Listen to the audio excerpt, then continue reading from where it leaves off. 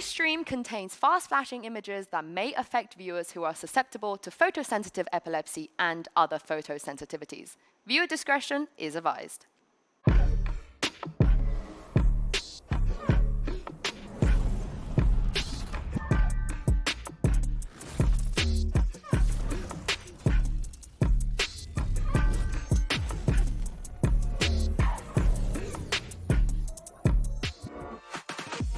Yesterday, half of the competition made their 2025 global debut, and today we'll get our first look at 4 more powerhouses. Hello everybody and welcome back, and welcome to day 2 of Masters Bangkok. I am your host Yingsu, and on the desk with me it's Mimi once again, and we're today joined by Kilios, who is here specifically to celebrate DRX's win. Yippee! We did it! We always win the opening game! Who's we?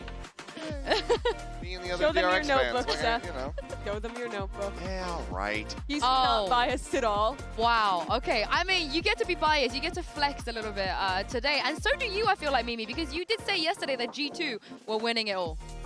Yeah? Yeah, so But you they get to haven't flex played yet. today. That's what I'm saying, you get to flex today. Yeah, you get out there when we get ready to talk about G2. And I will, and I will. Okay, I don't know why I was so confused by that. Look at that shot from Kong Kong. That was also befuddling that he managed to hit that one. Some pretty crazy games to start the tournament. Yeah, and I was really happy about EDG winning, obviously. Predicted them to win the tournament. And what did you make of this, Seth? What did you make of the EDG start? I mean, Kong Kong still looks absolutely nutty. Chichu, incredible performances from him. I think that, you know, that first map, it was a little muddy. It was a little muddy, but... I mean, the mud did not stop, Seth. This Team Liquid, they've returned to the watering hole of mud and have gone back to some of their early days performances at the start of EMEA this year. I think a really tough opener for those guys, but of course, you saw that second game as well. It was all joy for DRX, just obliterating Sentinel. It was going from mud to just pure spring, Shut up, triple distilled water. From like the mountains of the Alps. Yes, it was Alright. just so crisp and refreshing. All right. But this is how the bracket is looking today. But immediately following today's second match, so Sliggy, Tarek, and Co, do not turn off your streams because we will have a quick draw show to determine our next Swiss stage matchups. Of course, you know, the winners of today and yesterday, they'll play against each other and so on and so forth. We also have an incredible duelist battle in today's first match, and it is the subject of today's MasterCard fan poll. We want to know who you think will have the highest ACS out of Durka or Buzz. Scan the QR code and below to cast your vote. Buzz! And Sorry, I had a cough. wait, what was that? I didn't hear anything. But make sure to use the hashtags Valorant and Masters and VCT as well, so we can feature you guys on the broadcast. And since Mimi, you have no horse in this race, who do you think is going to get the highest ACS? What time is it, Yinsu? Durkin time! Yep. It's Durkin time! Correct, and I couldn't agree more with you. Okay, sorry, Seth. We'll see, because we're going to find out after this first matchup. Centerpiece in an idiot sandwich. For now. Generally, for now. generally the middle of the sandwich is the idiot part. The bread's just bread. Yeah. And I'm breaded. I'm feeling pretty breaded as well. But you might also be able to put one of your boys up for the MVP award by the end of this tournament, because we will be awarding the most valuable player, and they will be getting a bracelet. We saw Kong Kong rock the bracelet already at Champs. There is another one up for grabs. And Seth, I don't think it is out of question to kind of pitch Freeing right now as one of the contenders. I think that he will have to be at the top of everybody's list right there alongside Kong Kong after the performance that he also had yesterday. But Freeing continues to just be incredible. I mean, there's people saying, like, there's no way he's going to continue to put up figures like this when he gets over to the international stage. There's going to be these nerves, these jitters that he's going to have to work through. He came out swinging. It was so clean. This ace caught me completely off guard on the cast yesterday. Couldn't believe that it happened. And Freeing proved that the only thing freer than a DRX win in their first series at an international is NA.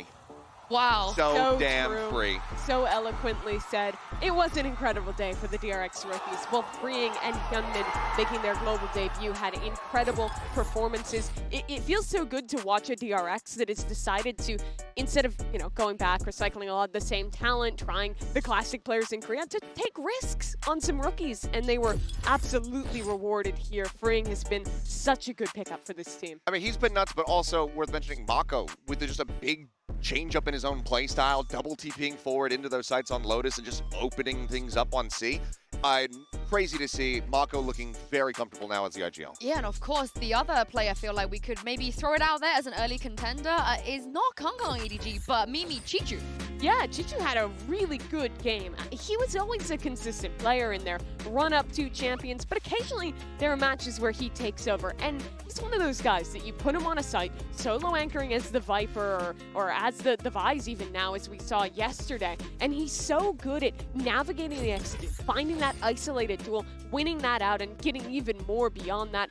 Chichu's a guy who has stepped up big time in the important matches for EDG in the past, and he's done it again here to debut at Masters Bangkok. Yeah, imagine EDG getting 2 bracelets, but not on the same guy. I feel like the other 3 is going to have to step up. Yeah. It's very possible. I mean, the thing about Chichu is, like, he's so clinical. Usually he's very clean and not nearly as flashy as Kangkang. So the reason why we're talking about it, I mean, he actually out-fragged him in that series yesterday. Chichu is just this consistent figure on the squad that sometimes operates in the background, but yesterday he was on full display. I feel like we're already doing a lot of coping here on the desk, so why not take it up the notch and play a game we like to call Truth or Cope. You guys at home play along with us as well. I'm going to be presenting the desk with a statement, and I want them to tell me if this statement is true, the truth, or it is a little bit Cope. And so, these are your statements? Not necessarily mine specifically, but just general statements. Sure. So we're just going to start with a nice and easy one since we got Seth here with us, and we want you to be able to have a nice time here on the desk. So the first statement we're going to throw out here is Pacific is currently the best region here at Masters. Big true. That is a big true. So that's funny because we have not seen G2 or Vitality play, the 2 probable best teams at the event. But we saw their region. So right now Pacific's looking great. So yeah, boom, got it. Let's revisit that one this afternoon. I mean, it will be kind of down to if the first seed of APAC will be better than, like you said, the first seed of EMEA or NA, right? But you don't think that that is true? No. Even before we've seen the other 2 teams? No, okay. It's not. I said Pacific looked like the worst region coming into the event. I was super impressed with DRX yesterday. I love the changes. I love the Yoru. They are much better than they looked in Pacific, but they're not the best region yet. Wow, okay. They could prove it, though. They could prove it. Seth, damn. Okay, she's. I feel like she's put it all out there, but we'll see. Putting the friendship on the line right now. We'll see. We will see. We will see. The next one, less inflammatory, don't worry, which is Yoru right now is broken. Yes. That's Why are you coping? No, I don't know how this works. Rude. I think the most imbalanced agent in the game is either him or Vise. I'd probably say Vise is a little more broken, but this guy is so powerful right now. A hard counter to Sentinel util, cross-map rotates, one of the best ults in the game, good flashes. I'm going to say Cope. Just because I think that he's a great tool, but I think that we just haven't found that, like, there is a team at this tournament that is going to find the way to deal with the Yoru and shut it down.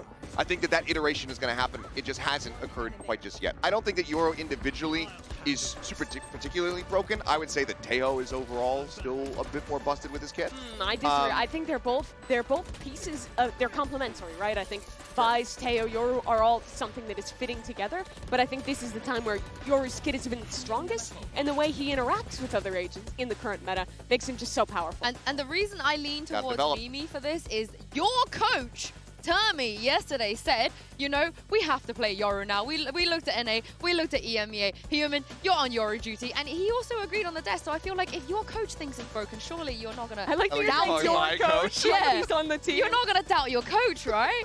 Seth? Turn that board upside down. All right, fine. Yeah. I'll fold. There we go. There we go. Okay, we'll close this one out with one more statement for the third one and see if you guys think this is truth or Cope, which is right now, IGLs, they have to frag. We're full deep into the fragging IGL meta. I've never seen anything that is less Cope. It's just so true. Yeah, I mean, I don't even think it necessarily has to be isolated just down to the IGLs. I think you just need a team of fraggers at this point, just given the way that the game is developed. And I think that especially if your IGL isn't going to be able to keep up with the rest of the players, that's going to be a struggle. But if you don't have a full 5 that are going to be able to be consistent and have their impact, then you're just not going to be able to win trophies. Mako, Safe, Valen, some of the best teams in the world, they all have fragging IGLs. It's just how it is. You got to shoot your gun in Valorant. It's a gun game. I'll give Stacks a shout. He's been fragging this season. I was going to say there was one player missing from Mimi's list. You had to just remind her there a little bit. But some of those fragging IGLs will be in action today. So let's talk about the first game of the season. The season even? The first game of today? Not the season. That's already been done. The season of today. Yeah, the season of Masters Bangkok on the second day. Yeah, the season of day 2. As our teams arrive on these tuk-tuks, we got to get down there. I haven't been on a tuk-tuk yet since I've been here. But these two, arguably, on paper and also just from the way the community have been speaking, are set at this point the super teams, the ones that rebuild to make sure they come into this year with a super team. Yeah, so T1, it was kind of looking like that was going to be the case. And then, they were able to win some off-season events, saw them take the championship over at home ground. But coming in, things were a little bit more disjointed, and obviously there were some very last-minute changes here for the side of T1. I think that Vitality could be considered a little bit more of a super team these days. I think T1 hasn't quite lived up to the moniker as strong. I haven't considered either of these teams super teams, but I'm also a curmudgeon. You're insane. They're a superb team, Yinsu. Oh, they're so superb. Yeah, but Vitality is insane. Like the offseason they already had a good core. We saw that on display. End of EMEA, we saw them have kind of a tough time at Champions, but show some potential there.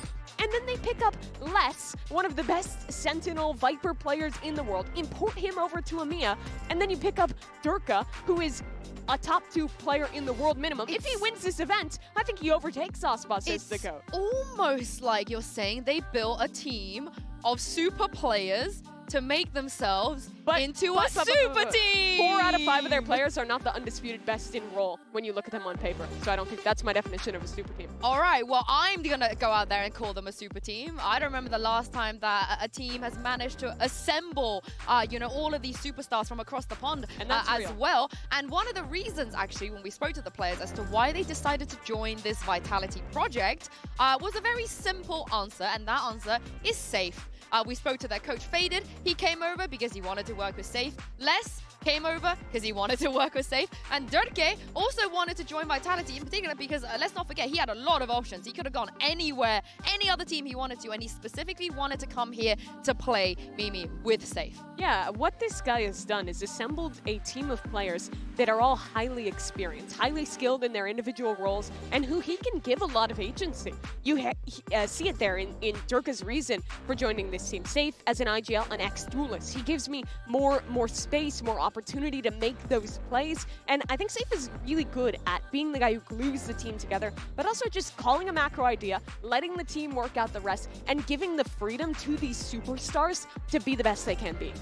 It's just been incredible because not only is it just the trust that, okay, this guy is going to be, a great foundational core that I want to play with, but also the trust to just say, yeah, I will come over and play with you as the IGL, which is not something that you have a ton of experience on compared to a lot of the IGLs in the world. And he's just been so incredibly good at it. He knows how to utilize and move his pieces. It's basically like watching a grandmaster play chess. He knows how to position things to be able to get the win at the end of the day. And you can't help but smile seeing they finally lift a trophy with this team because he has been one of the top prospects of the EMEA region for a very long time. He's made it to 5 global events, but he's only ever won 3 matches at global events, which is crazy considering the hype around this player. But finally, he's assembled the team with actual superstars and has put together a system that is clearly working. He's won the EMEA trophy, but it's not just that he wants. He's talking about winning trophies internationally, going on the road to Paris. Yeah, and I also just want to mention real quick, because when you ask them who they think is the superstar, who they think is the best player, Durka recently actually said it was Kix. He said Kix is going to be the best player in the world. He was so good. In just a few more tournaments. So I'm sticking with this super team narrative. However, they will be going up against T1 in this matchup. And before we get everything started, we can confirm Carpe is on the stage. Carpe will be playing, and Achilleos, give some of the global fans some context as to why this is an important thing to let them know. Oh, I mean, because I think a lot of people who might, not pay attention to Pacific as much as they should, or haven't been able to watch, some of the latter matches, might have been expecting to see Sylvan here on the stage. But T1 have, made a difficult decision kind of in the last minutes of kickoff going into the playoffs, saying like, okay, we're going to run with Carpe. We feel like the team communication is going to be a little bit stronger here. He knows how to play out some really clutch moments and has been under an immense amount of pressure, whereas Sylvan is a little bit more inexperienced in that regard. So they've decided to lean on Carpe's veterancy and his history in playing FPS. And, you know, it didn't get them the trophy at kickoff. It got them a second place finish, but it also did get them here to Masters Bangkok. And Carpe in his own right, while picking up widely a new role where he had previously only played Brimstone a bit when it comes down to smokes, not really leaning into Omen and Astra so much, has very quickly caught up and has looked like a very solid, you know, controller player for this team. Yeah, people aren't calling T1 a super team because of Carpe's time with Philly, but he's been surprisingly good in subbing in towards the end of this tournament over Sylvan. I think he's been a consistently solid player, has had really good utility usage, wins a few clutches when they need to. Just get him a sheriff. We don't know why behind the scenes they ended up making this decision, and we'll never know the diverging timeline where they did play with Sylvan, but they succeeded, they qualified here, and Carpe has a chance to show that he's still got it in 2025. Yeah, it'd be interesting to find some of those answers, right? And maybe we can send Mika. We can send Mika and try and get those answers. PI on the case. Yeah, for us. But for now, we also have to, of course, mention the reunion of Buzz and Stags. And Paperthin actually had the pleasure of catching up with them for a quick chat. Hey, what's up, everybody? It's Paperthin here, and today I am joined by two players who you all know and love. It's Stax, it's Buzz, and our wonderful translator, Jen Lee. So, I think this is a really cool story for you guys coming into this event. This is your first time coming into a Masters with a different squad. So really what I want to know is, you know, you guys have been to so many of these events. What's the feeling like for you representing this T1 team here in 2025? T1이라는 이름 밑에서 이제 세계대회를 나왔다는 게 일단은 저는 조금 영광스러운 자리인 것 같고, 그리고 이제 T1에 걸맞는 이제 성적을 내려고 이제 엄청 열심히 하고 있는 거 같은 느낌이 제 스스로 들어서 좀 만족하고 있는 것 같아요. Well, definitely I would consider it as a huge honor to be able to be here under the T1 banner. And I feel like I'm trying my best to live up to the expectations, but also the legacy that the org itself has. For sure. Buzz, what about you? 일단은 팀원으로서 처음 국제대회를 왔는데 사실 좀 아직 어색하기는 하지만 그래도 이제 T1이라는 팀에서 더 열심히 하고 더 좋은 성적 내려고 온 거기 때문에 그래서 더 잘해야 된다는 생각이 제일 큰 것 같아요. Well, honestly, it feels kind of weird still. It feels strange to represent T1 and be here as T1 player, but it just makes me more motivated to prove myself and show the world what we can do as T1. Absolutely, yeah. So I'm kind of curious then to kind of know for each of you individually, what have the roles for you kind of been like? How have you adjusted? So I'll start with Stax. You're back to IGLing again for T1. You know, you took a little bit of a break there. What have you learned from, you know, during that time where you weren't IGLing to now taking over the reins on a brand new team with new players? What's kind of different for Stax this year?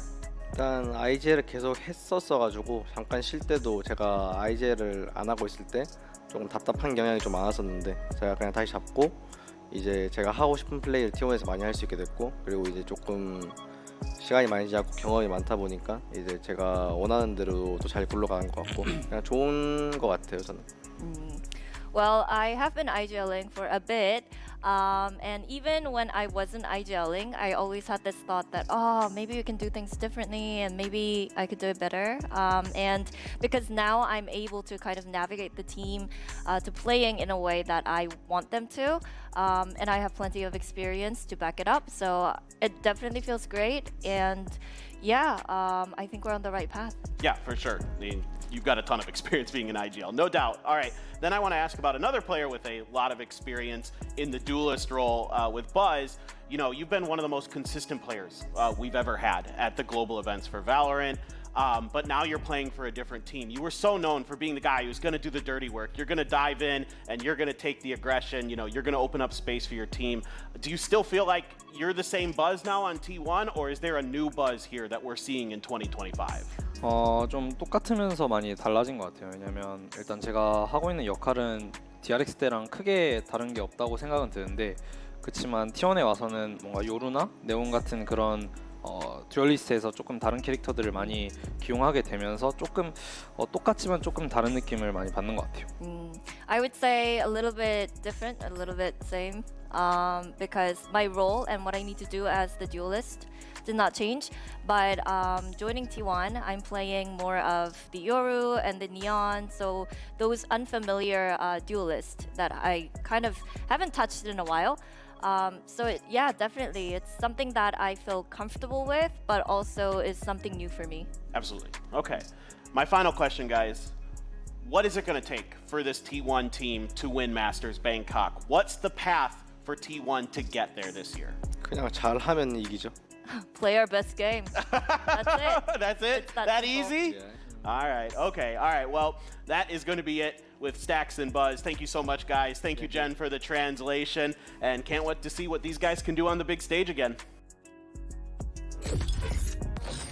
Oh yeah, Paper, then I am excited to see this as well. But Kilios, how much do you think that these two players have changed and matured and evolved since being on DRX together compared to now?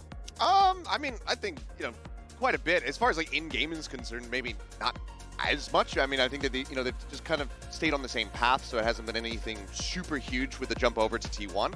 But I like, Buzz's playstyle. It's pretty much remained the same. The guy can go and he can be a demon, he can frag out of control, but he also still continues to play very selflessly to just prop up and set the rest of the team up when they go for a side exec. Yeah, absolutely. I think for this team, right, you come out with some of the best individual players in Korea. That DRX duo you're talking about, Meteor coming off of his really incredible year with Gen G, and they play in a way that really leverages how strong their individuals are. They are the most unique team in this event in the amount of double duelist comps, the amount of kind of wacky, really hyper-aggressive ideas that they lean into, but they are a team that can take heads because of that. For me, they're the squad that is probably going to have the highest variance of anyone at this event. If the players are struggling, it can easily fall apart. But when they're hitting, when they're at their best, they give so much room for these individuals to shine, and that can, I think, catch teams off guard. And I think it's what Stacks, his response to Paper Thin's last question is pretty true. Like, if they just come in, they are able to play their best game, they absolutely can tear people apart. They can win this series here versus Vitality, because the amount of talent across these 5 players is nutty, and we've seen that on display in the past. It's a question of, can they hit that stride? Can they maintain that consistency? And of course, if you,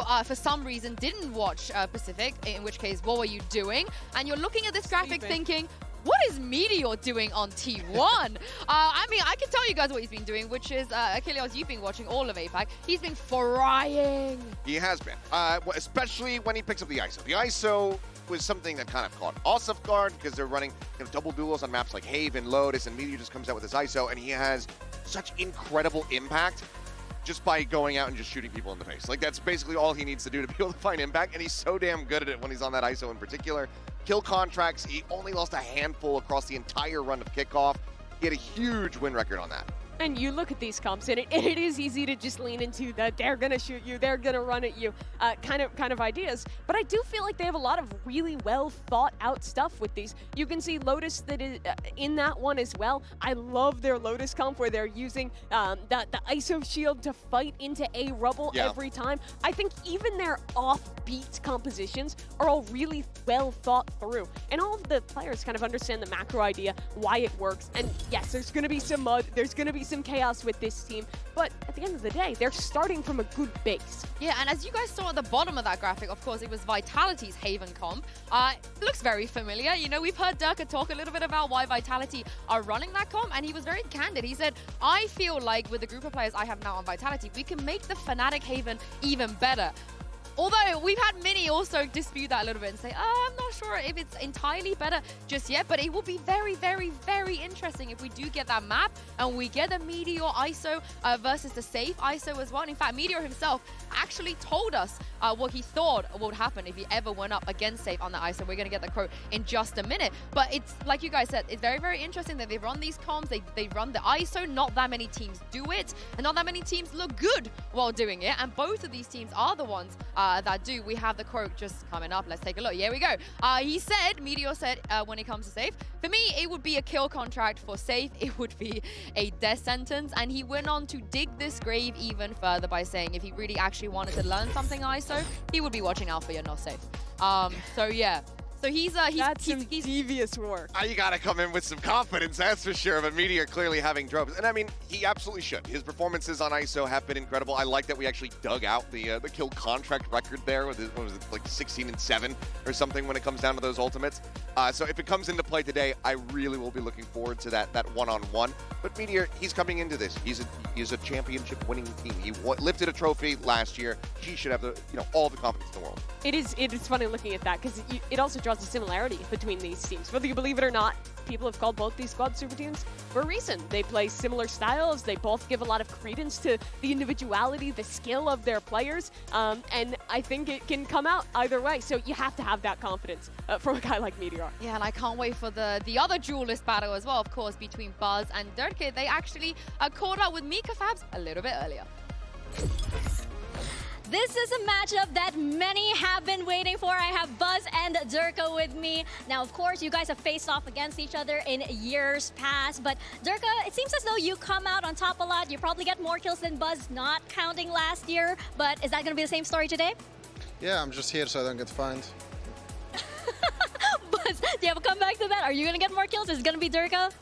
It's gonna be me because we're playing in Bangkok. It's one of our home ground.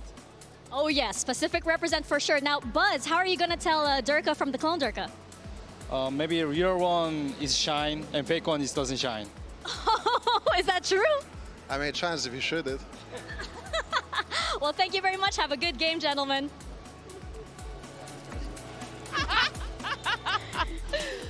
Oh gosh, I love these two. Of course, they've played against each other so many times. There's been a lot of heartbreak when they played against each other as well. And what's interesting is before this tournament, they both went to 9 global events on one team, and now they come the 10th time, Mimi, on a different team, and both still looking very, very good. When you talk about GOATs of the game, the best players of all time, I think you need to have people who have proven they can do it with multiple squads. You look at a guy like Osfos, who did it with Loud, now he's done it with Leviathan. And for both Buzz and Durka, this is their chance to show just how good they are outside of the structure that they have been known for years and years. And if their regions are anything to go by, both of them have been exceeding expectations already, Seth.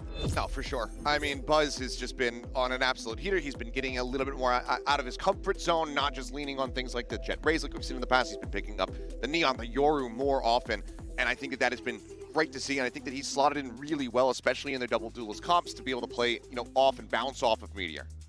Yeah, and of course, you guys saw it there. It's 3-1 to Durka right now. But that one time he did lose, it was to knock them out of Champions at Istanbul. I know you remember that very fondly. In the crowd. Seth back then. But of course, on different teams, this vitality, we talk about them being the super team and also the first seed so far in this tournament are playing very, very well. Mimi, how much pressure is on the shoulders of players like Buzz sitting on the other side, knowing that they weren't even the first Korean players to lift a global trophy? That went to Gen G last year. But they have one of those members with them now, right? The Meteor is joined up with those former DRX boys. If anything, I don't think it adds pressure, more so that it puts a chip on their shoulder to prove why they're the best players from the Pacific region, why they finally won that Pacific trophy and are going to look to do it again here at a global. I think both teams honestly have something hanging over their heads. For T1, it's not coming in as that first seed after having such a fantastic offseason, after putting together this huge roster. For Vitality, it's being able to win some damn matches, let alone the trophy. They haven't had that international success, and I think that that's also something that might be weighing on these guys. I mean, granted, the players that have joined, they have plenty of international success, but still, for Safe, as the IGL, is he going to be able to get that out of his head? We'll have to see. Yeah, and for Trex as well. I feel like Trex is one of those, probably one of the best players to never win anything, especially in EMEA. He finally wins a trophy regionally. Mimi, I have faith in him this time around. Yeah, both him and Safe have been like the perennial, they're going to be next up, I promise. They're going to show it at a global event, and finally they have a team to actually complete that goal. Well, me and Mimi, we went with Durka in the Durka versus Buzz head-to-head. You went with Buzz, so I want to see what you guys voted for, because it's time for the result out of our MasterCard fan poll. Which duelist do you think will have the highest ACS in this matchup? 71% of you went for Durkin time. I don't blame you. Fraudulent. I don't blame you. Why is it fraudulent, Seth? Fraudulent. Stop the count. This is a fake poll. No, we stopped the count already, and it's 71%. Yeah. No, I mean, look, Durka, I mean, I can't even disrespect him. Like, the guy is insane. He always has been. He is always somebody that you have to be worried about if you're on the opposing side of the stage. For me, Buzz, though, when he gets to these internationals, sometimes he just absolutely takes over. I feel like he's going to have that drive. I know that Buzz has been pissed that they didn't come into this as the #1 seed, and I think we're going to see angry Buzz on stage today. Also, I want to shout out Bren and Lauren for joining my tirade of thinking Trace Esports are going to be G2. I actually think this is like the proper percentage. 70% G2, 30% Trace. We did good. We did real good. The first game, though, as well, it's a repeat of yesterday. We all clowned on the 3 Pacific talent for fretting DRX. We were fools. Same again. Is there something to the bias? I did a last-minute swap on this one. There's just a feeling in my gut. I think that T1 Wait, you went with Vitality first? Initially, but then I woke up today and I was just like, I feel like T1 is going to be able to have this. I think that angry Buzz is going to come out. Yeah, well, I woke up today and said it's Durkin time. So, you know, that's what's going to happen. But today, we have 4 more teams making their 2025 global debut. Vitality versus T1, G2 versus Trace. Day 2 of Masters Bangkok starts right here, right now.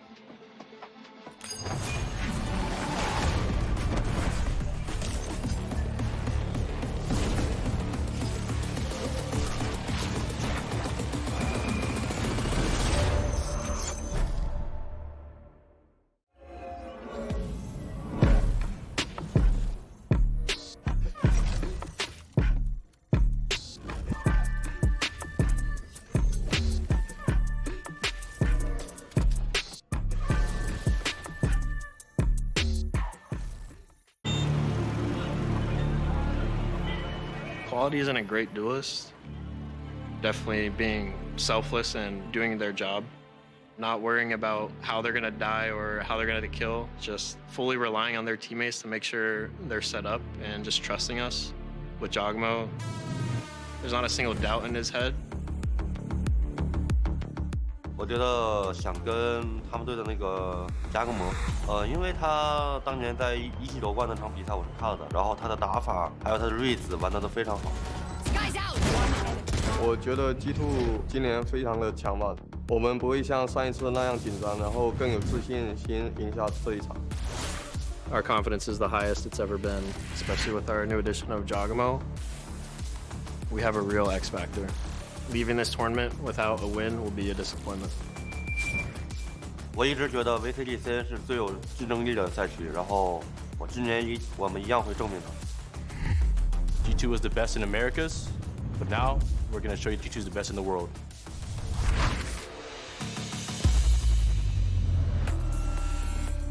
일단 뭐 세계에서 날고 긴다는 선수들이 모인 곳이긴 한데 저희도 만만치 않다는 걸 보여주고 싶고.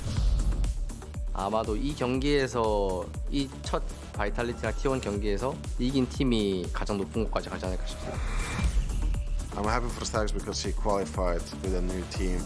It's kind of like same situation as me. We're feeling confident, and I know that they're probably on the other side also feeling confident. 일단 제가 좋아하는 선수들도 많이 있어서 조금 제 스스로도 좋은 경기가 될 것 같고요. 그리고 이제 어차피 이미 많은 경기를 치러왔고 바이탈리티도 그래서 저희도 이제 준비를 잘하고 있고 정말 재밌는 매치가 될 것 같아요. Both of us have really good map pools, and we're just gonna see on map 3 how it's gonna play out. 제가 생각하는 예상 결과는 저희가 2대1로 바이탈리티 이길 것 같습니다.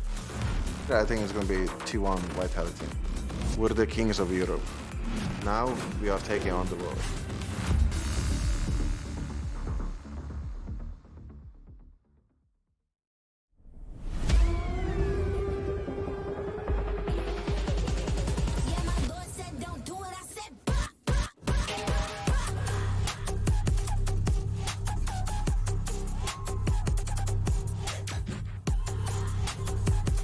Have a lot of returning legends onto the stage right now. Champs winner, Masters winner, lock-in winner, you name it, we have got it. This is the 2 super teams of 2025. Team Vitality taking on T1. It does not get more hype than this. And it's players that we've always seen on the same roster, debuting at a global, taking a new step in their career. Durka off Fnatic, the champion of EMEA once again. Buzz not on DRX for the first time ever as well. The monstrous changes, and that's also somewhat what I'm looking for here from the side of T1. We've seen some inconsistencies when it comes down to the compositions across the various maps. I'm curious, with the time that they have had since kickoff ended, what have they cooked up for us here today? These teams, they play a pretty similar style in a lot of ways. They lean on the individualism. They play a lot of modern comps, but I think the execution looked a lot better for Vitality at home, but you can't deny the power of these T1 players. When it comes to the map features, I want to know who would have the balls to pick Haven, and it turns out neither of them want to go there. I am very, very surprised. Not by the Pearl ban, however. Vitality, they always take it away, but I really thought they would pick Haven or Split. They have never first picked Fracture. This is a bit of a risk. Yeah, I think it's interesting to stay away from that Haven. Both these teams, it's a very strong map for them, so I think neither wanted to lose their pick on the strength of their opponent. Yeah, I feel like for both of them, they're probably feeling that that would be a little bit of a coin toss. I think that Vitality getting rid of that Lotus as well.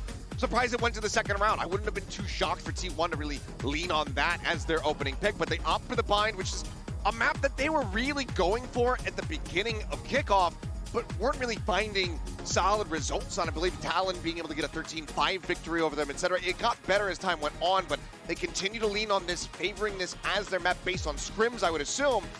Will it be prepared today? Because it has to be when you're going up against an opponent like Vitality. Yeah, both Vitality and T1 are playing Breach Teo looks on this Fracture, but the biggest difference is Vitality locking in the Vice. We've only seen them play it once, but I thought it looked really good there, and for teams that aren't running the Yoru, I think it is really difficult to play against that Vice. It forces you to slow down, bait out the wall. It makes it a lot harder for T1 to go for these hard execute rounds that they do a lot of on Fracture. Yeah, I'm a little bit worried for Vitality after seeing the map vetoes, just because of the lack of reps we've seen from them on a map like Fracture, for example. But it is an EME18. They're always good on Fracture, and it looks like, they're you going spoke about the Vice. for the straight-up mirror. I love it. Vice, best Sentinel in the game right now, in my opinion. Glad to see them making that change.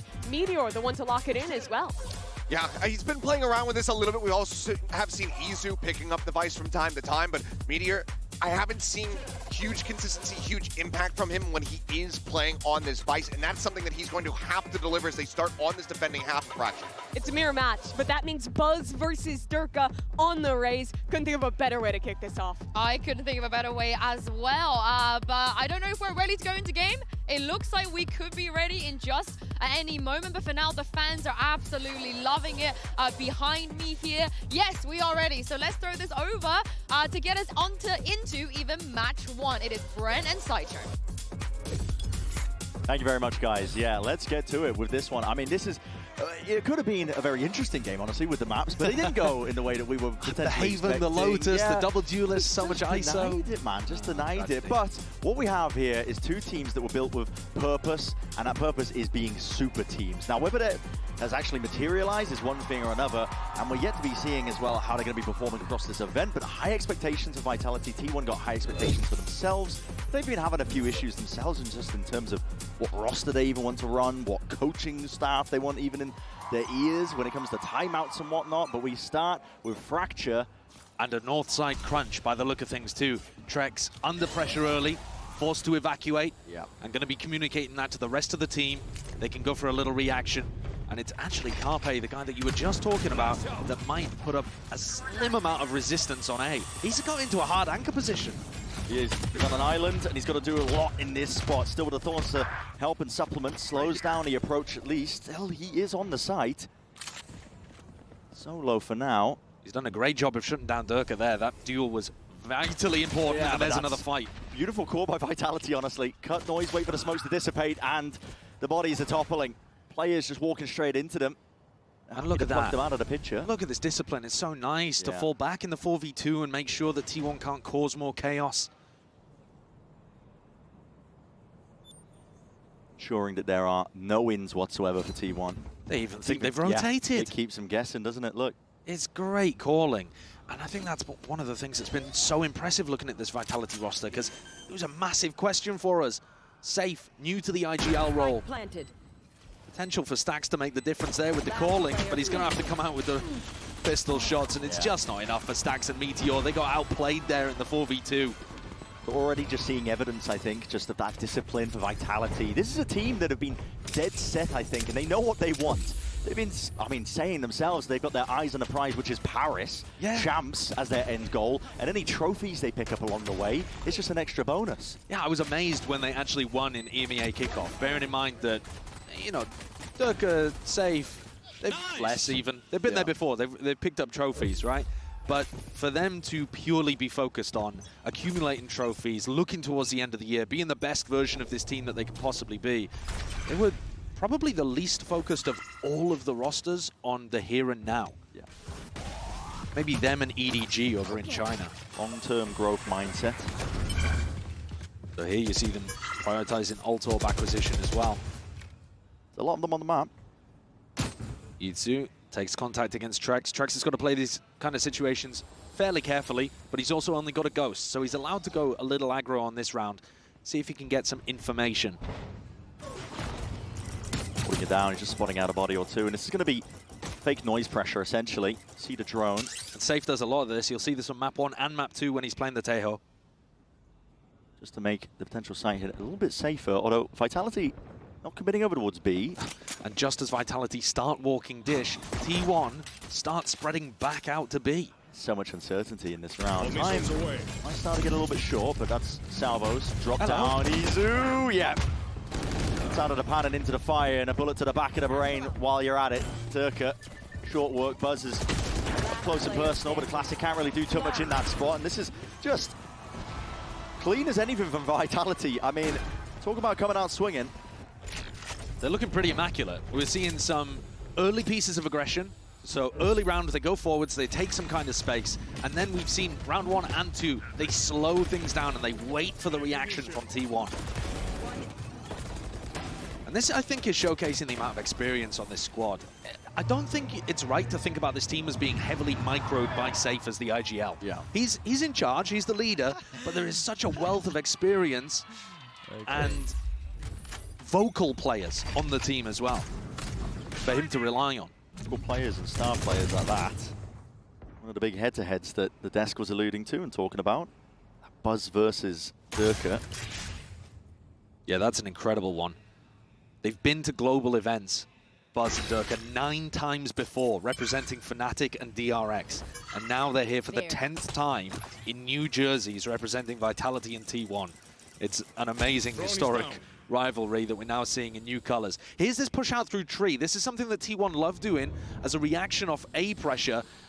They're going to be meeting a hell of a lot of players, though, as well. Straight across the ropes, that is reinforcements arriving, but Buzz has already taken off the head of Trex. The squeeze is occurring right from behind the Stimmy to try and push this forward. Vitality.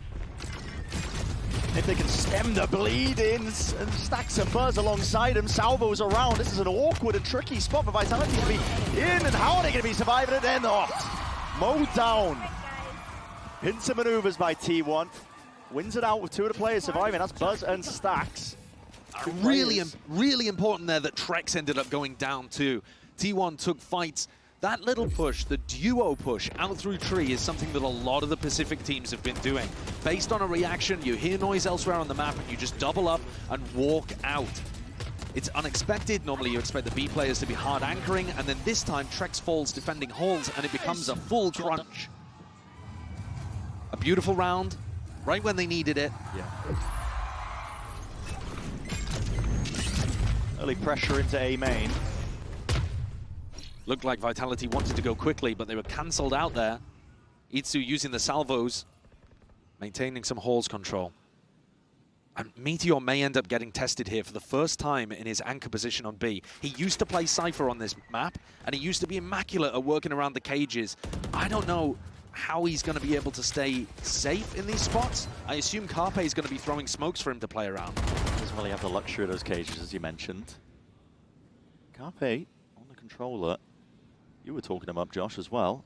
By the way, take a look at the north side here. Itsu has walked fully out of Dish and might actually find them all in tunnel. Yeah, he's going to be getting a clash soon enough if he's not too careful. This peak needs to be disciplined and diligent, but speaking of peaks, disciplined, diligent, noise and chaos is created. Perfect timing for the peak of Izu. Safe has been removed. Players toppled on the side of Vitality.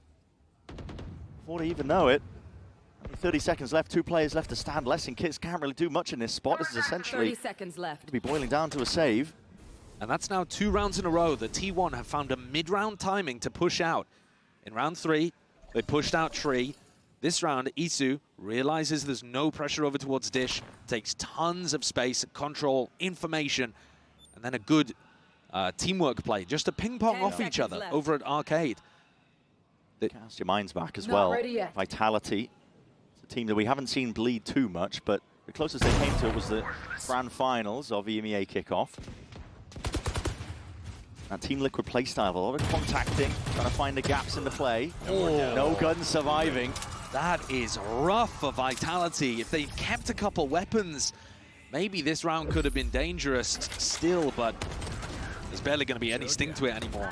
That's just such nice team play from Meteor and Isu there. Isu's communicating that he's got the hunt on them, he's got the timing, and Meteor's like, all right, hold on, let me play you in. And that's a frame-perfect kill at the end there onto Les. Safe, not happy about how the last 2 rounds have gone. Vitality, though, they got something cooking here. The Wikibaya themselves, there's a Molly going to be landing onto the staircase of tower. They're going to be applying a lot of pressure now. We ask questions, how was Meteor going to be surviving against most of this? And how did he survive against that? Showstopper into the back wall. Plus does well enough, at least a trade and a Steel Garden. Lay it down on top. Put a pause into the play, but Steel Garden, they're only working with pistols anyway. Still, Meteor steps forwards, dominates the angle. Back to the site now. Watchful eye onto it. 2 players left to stand against it. Safe gets that trade off, but he's pretty much isolated. Not able to get a rifle in that spot. Isu's pushed out Arcade again, or pushed out Dish rather, and about to arrive at Arcade. He'll meet Trex underneath. I mean, this is a terrible fight to take with the Stinger. Yeah. Isu to be highly favored, tapping away, and finally, bullet land into the brain.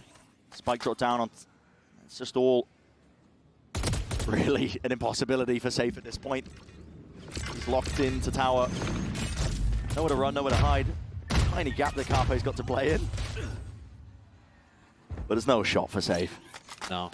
If he can get 1 kill, then he'd be able to get his ult online. But even so, there's so many ult hubs around this map. At this point, I think, actually, it's just an opportunity for the rest of the team to be thinking about what's been going wrong in these last 3 rounds. There you go. Okay. Does manage to get the kill. Won't be able to get the spike anytime soon, though. No. No, the round is definitely still an impossibility. It doesn't matter how well he plays this situation.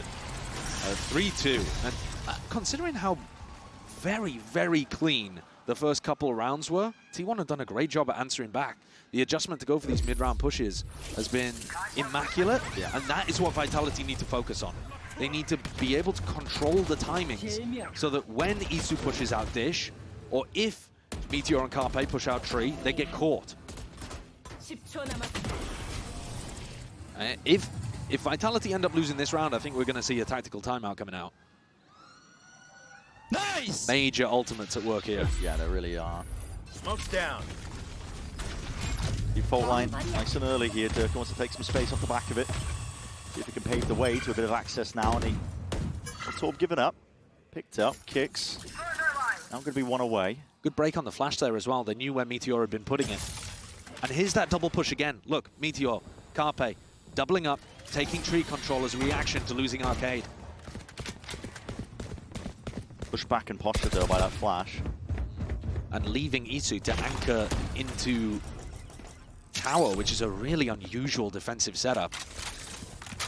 T1 are just rumbling across the map here. They're trying to follow these sound cues.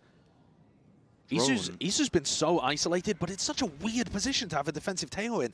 I wonder if Vitality even think about this. And Carpe's already found an opening. Smokes, drop down, gives him a bit of safety, but with the salvos, yeah, pushed out into the open, so pick your poison situation for Isu. Kicks up onto the site, whips it around. Carpe attempt to try and push them back. Once more, that aftershock is just a bit delayed. The wraparound by Buzz needs to find value. Sees it. Back to the side, shoulder peeking out, and there's the one. Nade rebounds. Hoping to isolate a fight. Now he's got the ult into his hands at that rocket. Let's see what he can get done with it. Showstopper. Just a bit of tickle damage, and Les was tucked to the corner himself. Snappy. Meteor doing quite a bit there. Time is still going to be ticking, and the aftershock was had to be expended nice and early here. And getting a move on up onto the site.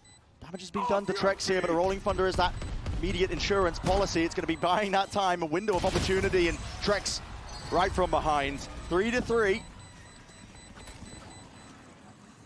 And a good one to get on the board for Vitality. Like I said, they needed that. Their economy was going to get broken if they lost it.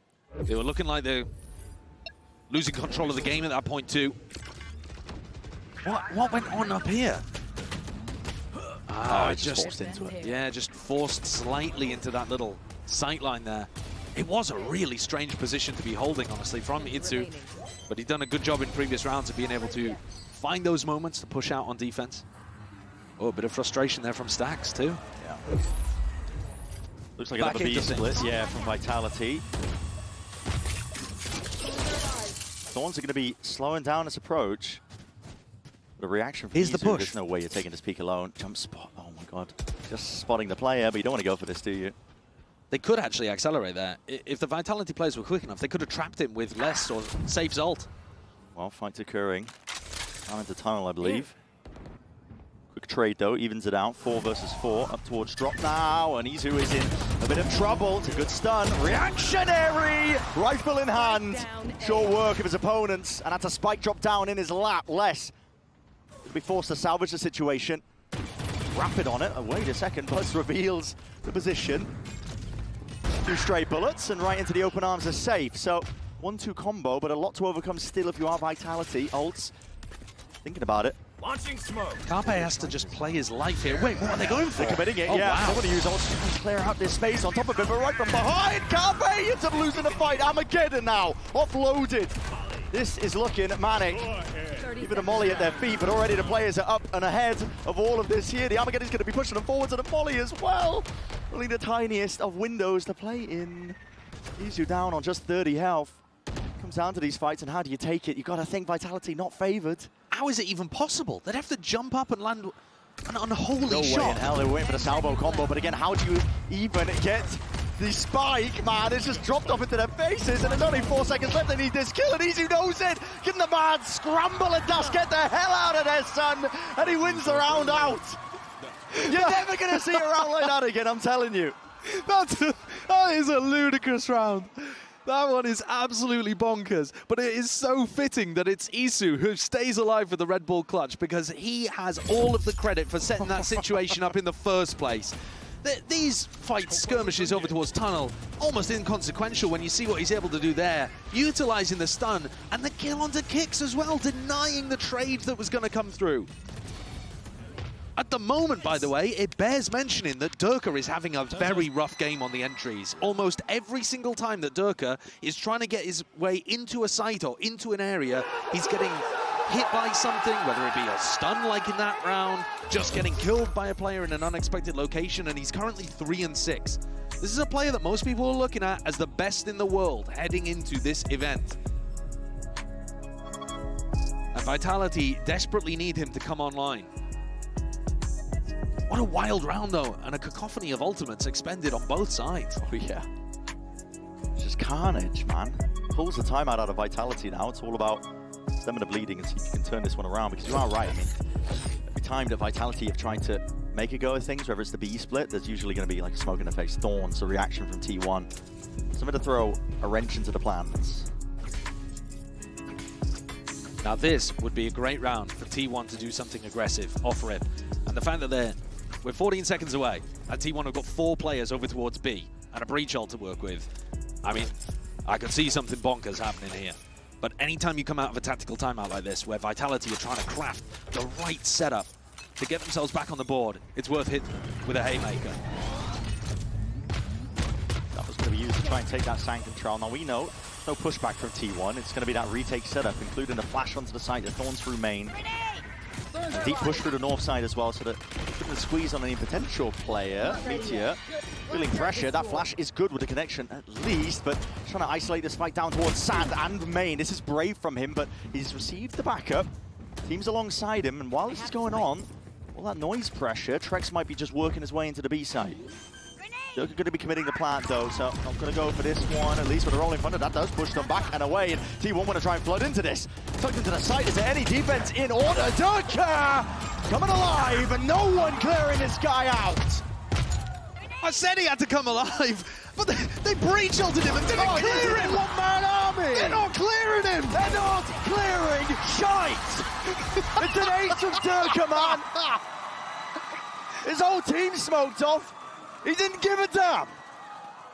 How have they breach ulted him as he's planting and allowed him to ace? Buzz is frolicking through the meadows there, jumping around. They heard the plant noise it's absurd. and breach ulted the site. you're not going to look?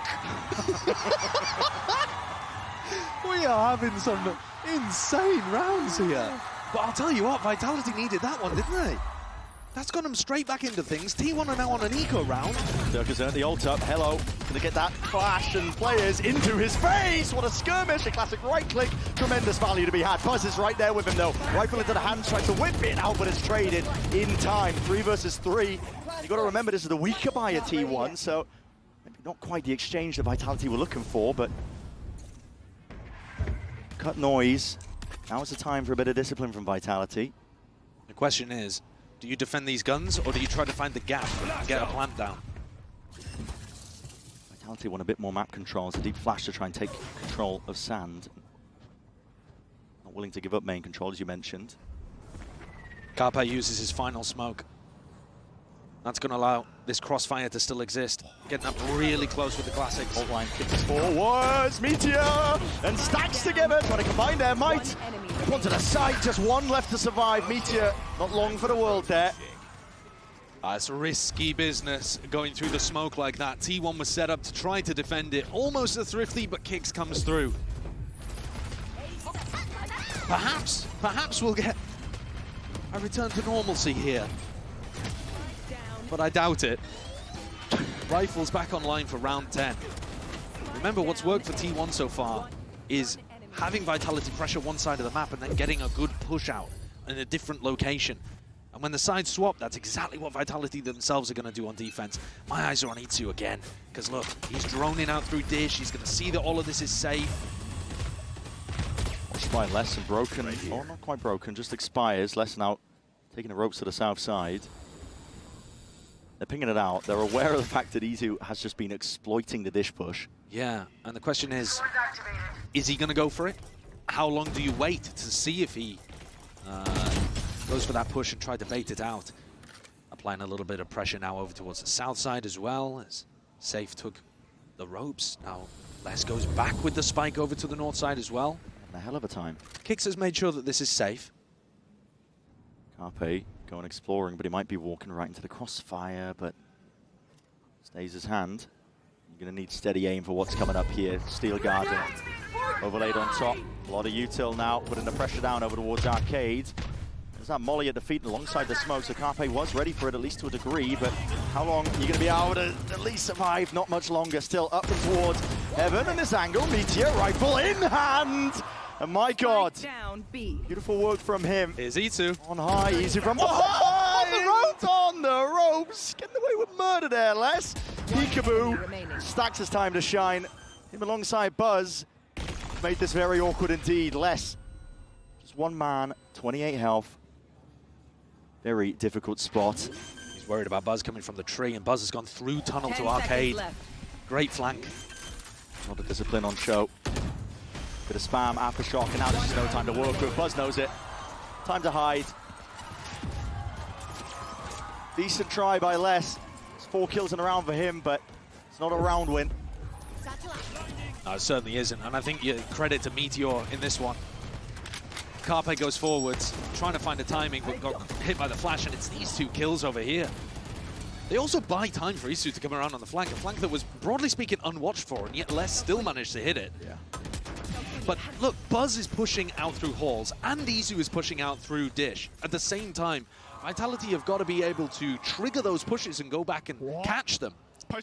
At the moment, though, T1 are finding these perfect timings. Vitality just struggling to get past the smoke, but maybe Brute forces the call. But oh my! You're into the blender now, son. Carpe trying to dominate this position, and he's going walkabout. He's going hunting. Damage softened. Durka not long for the world. What a menace this guy is. Run into the sides. Styling on him. That is a sick round from Carpe. I've been loving watching his smokes util. Watching the end of the Pacific tournament where he's been pulled in for T1. I think he's actually improved the roster, as mad as that sounds. He was working as a strategic coach for the team at the beginning of kickoff. But when you watch what he's doing, I mean, look at this. The judge damage and then the swap over to the classic as well. It's so cerebral. Like, he's actually just playing these situations so superbly. And a great read based off the pressure that had come through earlier. Vitality changed things up. They have an orbital strike to work with, and they're looking to take all. Trying to take control of this one. A lot of players to meet them. Fault line, there's a gap into the corner, and Buzz has just absolutely destroyed and dominated that position. Durka, though, has managed to sneak himself in, but that nade somehow gets the kill. It's going to be Buzz with the ult, and Depp, and my God, man! He's just working him in a neutral. I have the spike. Trex forced to cower into the corner. It's a 1v5. Maybe you can hope and pray that they line up for you, but it's unlikely. It's unlikely, and it's not happening. 7-5 here for T1. They've turned up here to Bangkok. After Vitality got grouped at Champions, I think Safe, Trex and Kickle have been hoping for some reparation to their reputation, but this is an inauspicious start. T1 are definitely in the dominant position here. Yeah, just proving, I think, these international events, listen, anything goes, anything can happen here. Who the hell knows?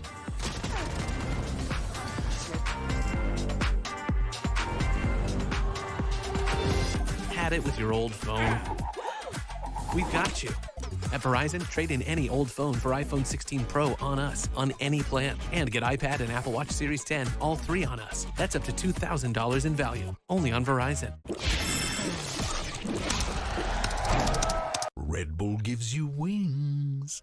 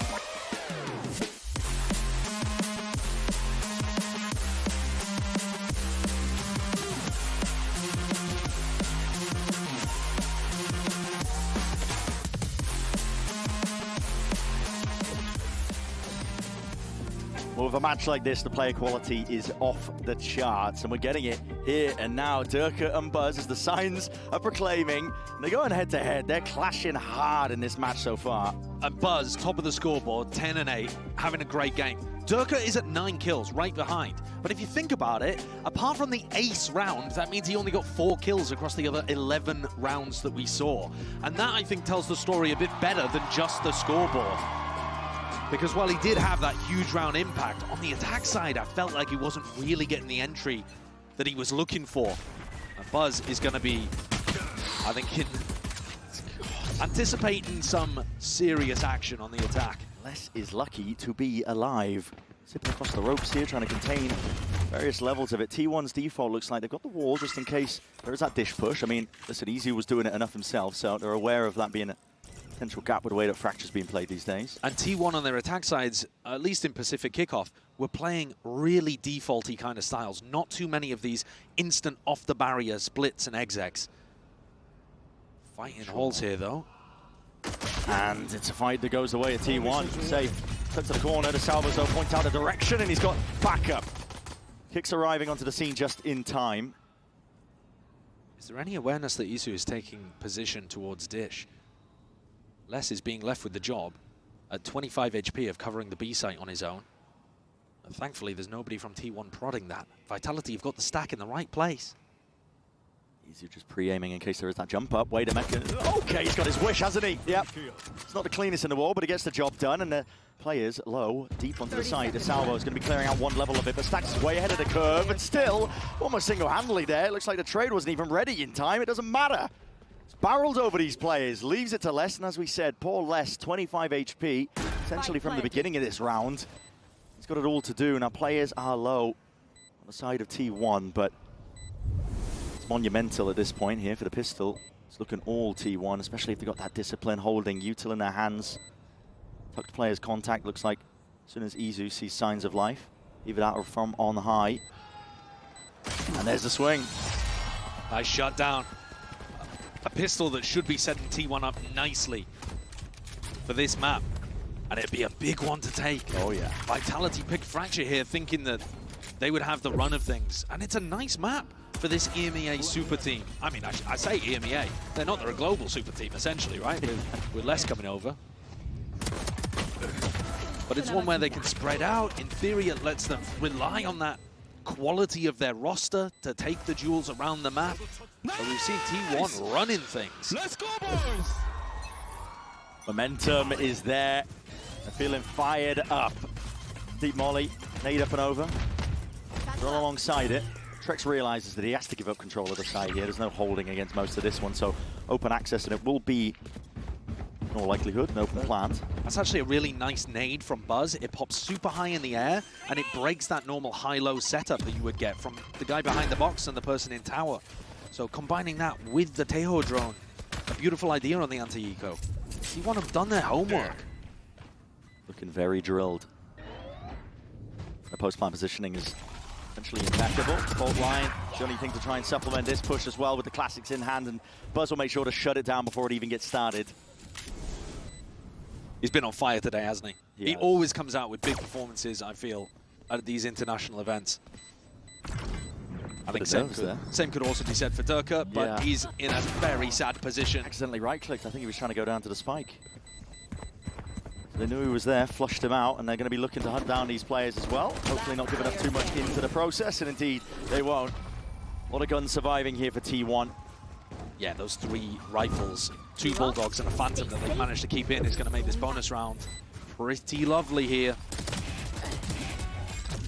We'll see if they have some kind of set play. If they manage to win a bonus, they've essentially just taken the map already. It would be such a monumental comeback that Vitality would have to pull off. So this is a great chance for T1 to stamp their authority over the series early. Just look at that. Across the board, it's a dangerous buy from T1 considering it's their bonus. So going for a 4-1. This is what we've seen from T1 a lot on this map. And they normally start off with a little prod and then slow the pace down. But this one may, I suppose, end up going into B. Very far forward from Buzz. You'd have to bait out the Vice wall, and it's a dangerous wall to bait. Using the salvos there to try to break some of the thorns. Just in case they were placed. Oh my goodness, what the hell happened there? That's a bizarre one. I mean, no stun came out, so I'm not really sure how Carpe got caught by that. They're dropping anyway. Meteor looking to contain. Hold some ground out towards Arcade. And T1 decided to go back into halls. No drone though for this reclear. This is where Durka got timinged before though, right? He took a step forwards. Was kind of not caught on the angle. They're in fact pinging the exact off angle he's playing on. Oh yeah, and the fault line is perfect. Bit of util to respond. His Kick's trying to help him out. Flash into the face of a few of these players. There's 45 seconds left in the round for T1 to work with. They're cutting noise once again. And no information for Vitality towards Dish. Last time Trex just hopped up here and fed his kill very easily into the lap of music. Here's the util again. Goal of it trying to flush them out, but there's a molly to the ground. Aftershock alongside it. There's a lot of tools you're going to be using to try and block them out of position. Kicks with a reposition. To try and dominate, control, hard anchor spots. Being held down. Vitality have got the read that this is going to be potentially and probably most likely landing over towards A now. Showing signs of life. Meteor with a drop down. It's perfect timing at that, but time is running short. There's only 9 seconds left. They've got to get themselves onto this site. It's a squeeze from every single direction. And it's all navigated. All by Vitality. That's an immaculate defensive round there from Vitality. Just a masterclass in terms of how to set up crossfires on the site. As soon as the stun came through, and that early player was pressured, Durka swings on site. And then when Durka's under a little bit of pressure, Les swings out from his position in Link. Oh, he got bullet tagged. He got slightly bullet tagged by a little bit of spam there, and that's what caught Carpe at the beginning. It's rough, because obviously, for example, Les's position would be smoked off had Carpe survived. So showcasing the crossfires that the Smokes player couldn't cut. Vitality going for a push-out Dish. This is what they were doing tons in the final map to be able to win in EMEA and lift the trophy just after the super team had been formed. They were pushing out constantly on the north side. Exactly. Having said that, though, they've cancelled it. And they're going back over to clear halls. Maybe expecting T1 to go into a B exec that didn't happen. Yeah, I'm not too sure if they saw the wall being placed down, but Meteor's been doing this essentially as the barriers go down at the beginning of almost every round, just to try and plug up that potential gap. You don't really want to push Dish until Trex's wall is tripped, in my opinion, because it could be a fake until then. A handshake at a util, so I thought Vitality were going to go separate ways, but they want to go for exploration. Contacted up. I think they've got a great read now that it's looking to end towards B. I mean, Durka's got great info in halls. Does Carpe save this ultimate for some kind of post plant? Solo contact here. Might pull a couple of players back to try and help him out. At least from Vitality's side. That's the goal of things, but with Izu dropping now and there's a wall into the face as well. Wait a minute! Buzz can't land that shot. Right into the face of kicks there, and he just to wrangle that rifle. Carpe stuck into the corner. What the hell happened there? With rid of that util, not too sure. Doesn't matter anyway. Cleaned up at the end of the day. T1 are living or dying based on whether or not they can push Durka away from halls. And it feels like he's starting to get into the rhythm of things, actually. I was pretty critical of him on the attack side, despite the fact that he had 9 kills at the end. But here on defense, you know, we've played 4 rounds, he has 4 kills, he's been able to hold down halls most of the time really effectively. You see here that he's able to deal with Isu, and he's constantly re-pushing into that area with Safe and regaining that information. And the info is just as important as the kills in that spot. Oh my god, I got jump scared. Yeah, and Buzz probably should have got the kill.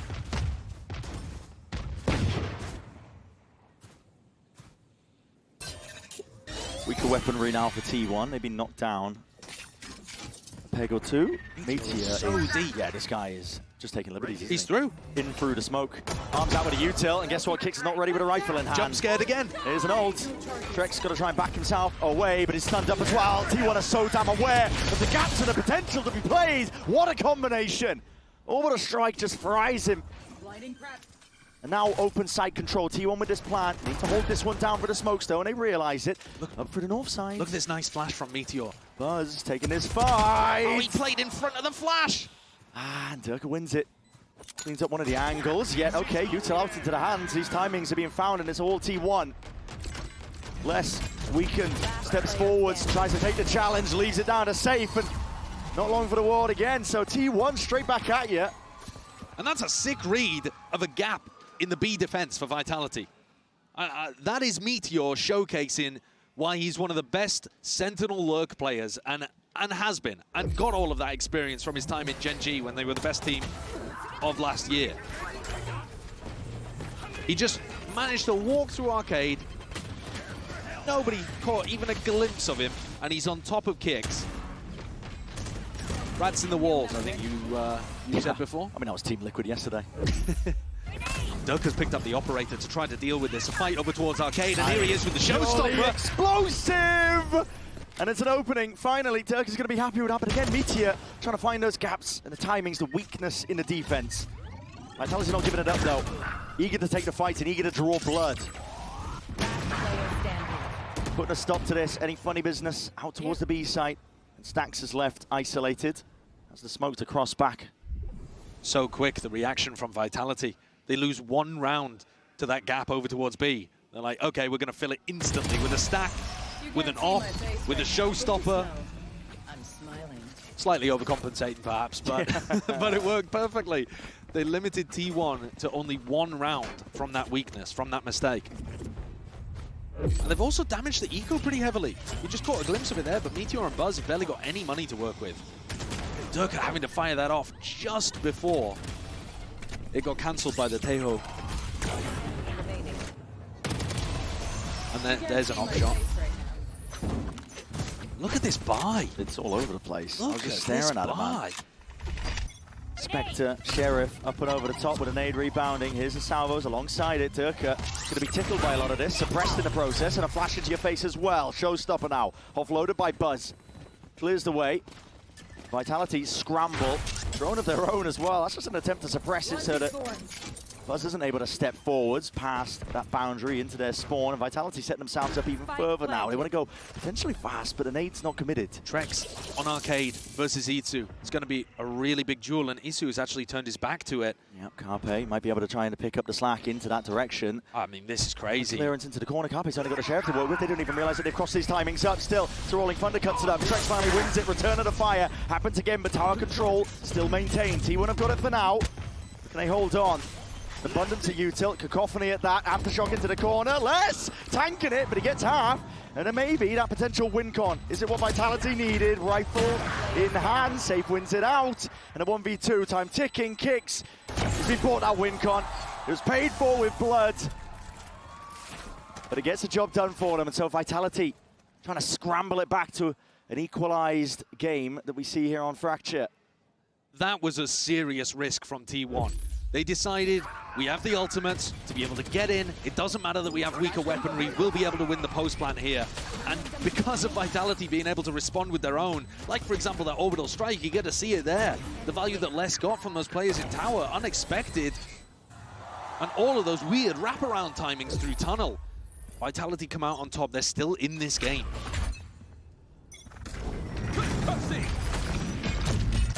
Money flowing for Vitality, as you said, still in this game. And Trex has adjusted his wall. He's trying to make sure that Meteor can't lurk through Arcade. So even though they've got that triple stack over towards A and are leaving B a little weaker, the gap has been shut down. Kicks. Shores to shut down the drone, so T1 now opting into a bit of contact plays, but flash repeat, Durka, rare whiffage. Missed that shot, still posted up though. It's not really fair for Buzz, is it? He's only got a Marshall. Jump spot does not connect either. Aftershock to push them back and away. There's a minute left into this round to work with. T1. They've been doing a ton of these kind of rounds where they try to go 4 halls and 1 lurk through dish. And it has worked about 50-50. Natural through, trying to swing and take the fight straight to them. The doors were open wide here. And there's kills flooded on either way, but still the weaponry is not ideal. Clicks, what the hell is he playing at? What's going on he's here? He's run out of gun, I think. I think he's run out of bullets potentially. I'm not too sure. He just didn't want to reload, but he was picking up weapons that only had 2 or 1 shot in them. It's a good job he didn't take a fight over there. A little bit insane that's occurring here, and that operator was handed over to Buzz. All missiles away. Thorns activated. 13 health. Flash forwards, dodges it with the timing, misses the shot though, and that was a critical one. Good fight to win out for Safe here. Tap it away. What the hell is occurring there? Trex is just bunny hopping into the site. I do really like that. It's a great little team combo play to take the first contact with the jump, but Safe was already taking the fight. Safe was already taking the duel, and Trex was jumping around. We are getting some chaotic moments in this game. And I think that's pretty important to think about, because Vitality, we have discussed them as being a super team. They obviously have players with huge amounts of experience, but they also have players that haven't been able to perform when they've got to big events sometimes. And eyes will be on this Vitality squad to look at how clean they look. I mean, listen, the spirits seem high though. Yeah, absolutely. Well, it looks like a fun game to play. They're at 10-10 right now, back and forth all over the place. And for Vitality, actually, the mental should be in a better spot, because you look at the rifle rounds that have happened in this half. It's non-stop. Yeah, they're 5 for 6. T1 managed to get the pistol. They're out to a big lead. They're 9-5 up at that point. And now we're back to 10-10. It definitely feels like Vitality are in a position to win the game. T1 lost their vice grip on this. We'll be able to get the buy to give it over this one, but so damn important. Doesn't quite break the bank if you T1 ends up beating out Vitality in this upcoming round here, round 21. Silver lining for them, I suppose, is there's not too many ultimates to work with either for Vitality, so potentially a fair fight. No, I mean, you can take a look at it here, see what's going on. Trex has got his ultimate to be able to work with, didn't invest it in the previous round because T1 were on an eco. Can Isu get something done with his? I think there is a genuine idea of Meteor going and playing for an ult orb and then pick that up over towards tree, go tunnel. Don't want to rush us here, but we are going to be getting into the round in 4 seconds as an operator facing potentially 4 players. So might be seeing some early signs of life here immediately, letting it loose, and as players stuck into the corner. Durka himself as well has to just tuck to the side there just to avoid that stun, but still. He's so Carpe, bold. yeah, unable to avoid that bullet. Less right behind him. Over the shoulder fire. It's lead raining down and a 2-player advantage now for Vitality. They're not stopping this ball from rolling. T1 realized that there was a stack over towards B. They're trying to react A. It's a long way around. Trex has already got backup. Safe. Here to support. Go Garden. Forced out of Trex as he's pushed forwards. He's scared, I think, of being jumped on. Yeah, it's a nice play, actually, because it just neutralizes what could have been a 3v2 attack. And now he's got extra reinforcements. Here comes Durka.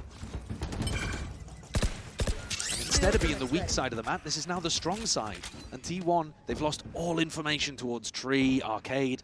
They don't know if there's people about to crunch them. Yeah, they're just scrambling at this point. It's tough to play these kind of spots, but you have to take a risk, and I think the risk is going to be, don't worry about the flank too much. Just see if we can run some kind of slow siege in the next 30 seconds. From the looks of it, maybe. 30 seconds left. Play positions, yeah. It does feel like that at this point, doesn't it? Especially with Stacks having the spike all the way back here in spawn. That's gutting, but probably, as well. Yeah, probably the right play. You look, they've got 3 rifles. There's very little point, I think, trying to do extra damage to Vitality's economy at this stage, because we're getting to the... It's booming.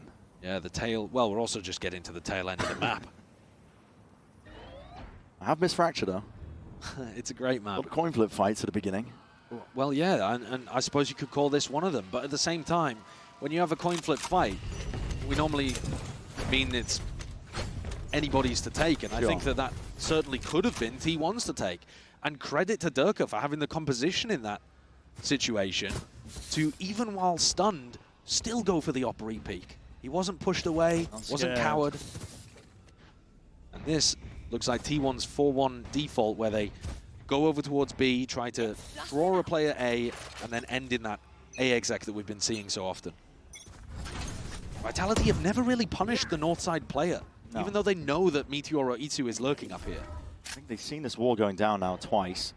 Now looking to contact past this point. It's tough, though, because if you bait it out, you've just lost the timing. So what do? Triple push past it? That seems very committed. Durka's just going to commit it. He's got the blast packs to escape, so it's not the worst decision in the world. Meteor, okay. Gonna be regretting that one. Needed the info, though, just to ensure that they weren't pushing up, but yeah, it's a bullet to the chest. They also just haven't been doing that. It's really unexpected from Vitality, because that's the first time I remember them trying to push northside on a mid-round timing to punish Meteor. Vitality are in full control, honestly. They have been this entire second half. Flash into the base. Armageddon, but there's that gap. Tiniest of margins, so Durka to just play around. He's a menace with this operator. He has been the entirety of his half that he's had it. Safe. Shuts him down. Carpe, yeah. Has he got a free one? He's being hunted. He's being hunted. Tragedy. 12 now for Vitality. And what a resurgence in this half from Durka. I mean, he's just been on fire. 12 kills, currently sat at 21. Picking up op kills, being the tip of the spear in so many spots, holding down halls with team support. He's been exactly what his team needs. It's an event where honestly looking to cement himself at that GOAT status as well.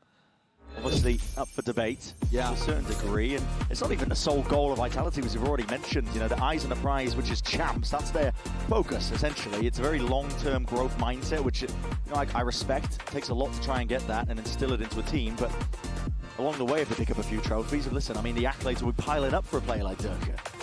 And I do think it's important that we point that out, because Durka, if he does win this event, and that's a possibility, that's something that Vitality are going for, then he would tie Chronicle as the winningest player of all time in Valorant, with trophies at Lock-In, Tokyo, and now potentially here.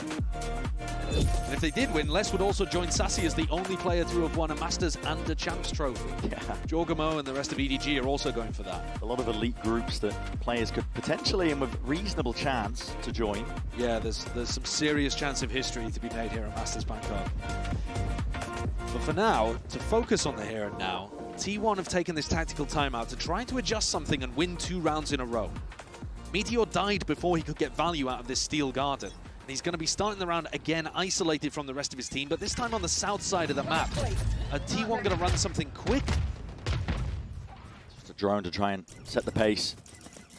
Tone for the round, moving forwards. Clears out most of Arcade. Wall going to be dealt with. It's an essential round for T1 to stay alive in this map. For Vitality, they're looking to deliver the death blow. Carpe, 1 away from Orbital Strike. If they give him the plant, that's a powerful post-plant tool. Smokes to cut them up. At this point, getting a bit of a read as well. There's been no re-clearance out towards A main. Vitality have full control of this one, so Les should be aware, but now he needs to step up to that challenge, and it was Trex the one who was really tested into this spot as well. Les needs to dominate it. Went out that shot and just back himself away. Tucked to the side, didn't know if he was compromised. Out towards Jenny and round from the side. What a shot from Durka. It's a showstopper. Swapping around the rifles, he's got one more satchel to play with, and this is it. They're going to be applying that pressure, turning up the heat, and T1 are in trouble. Isu, I think, has got to be the playmaker for T1 right now. He's in tunnel. It's perfect. Flushing them out wide. And as Les is the one who steals that kill. Down and around. It's just Isu. And Durka's already on the defuse. Half forward, not planted for him. He's going to land these shots, but he can't get there in time. Vitality dominate the second half. To sail it away here on Fracture for that early lead in the series. What an awesome recovery. What a great example of a team that's able to rely on their experience, dig deep, put a lot of the responsibility onto veteran people that they've signed this year. Les and Durka topping the scoreboards and looking great to win their map pick. Composure off the charts of Vitality. We'll see if they can carry that forwards into Bind. It's going to be T1's map pick. Definite chances for them as well to bounce back. How do you unequip a gun, buddy? Sorry, it's his first time. I don't really play VALORANT. Let's lock in for kickoff!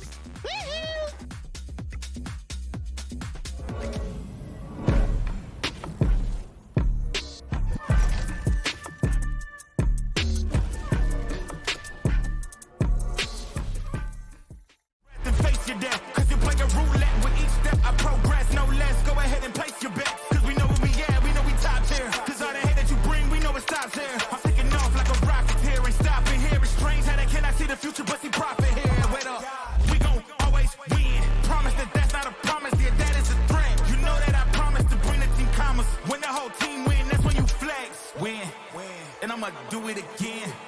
Watch me win, then watch me do it again.